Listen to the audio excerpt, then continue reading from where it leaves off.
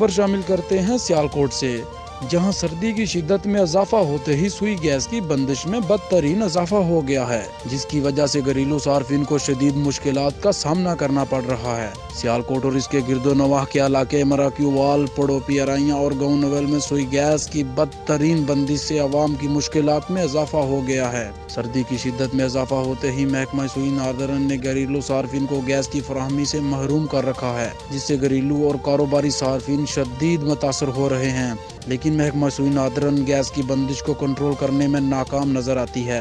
हर साल सर्दियों के शुरू होते ही अवाम को सुई गैस से महरूम कर दिया जाता है, जिससे घरेलू सार्फिन ही नहीं बल्कि तमाम कारोबारी सार्फिन भी परेशान दिखाई देते हैं। मुतासरीन लोगों का ये कहना है, एक तो सुई नार्दरन वाले सारी सर्दियां सुई गैस की बंदिश रखते हैं और बिल में भी इजाफा कर दिया जाता है, जिससे परेशानी का सामना करना पड़ता है। लोगों का हुकूमत से मुतालबा है कि सर्दियों में सुई गैस की बंदिश पर कंट्रोल किया जाए और बिल की कीमतों में भी कमी लाई जाए।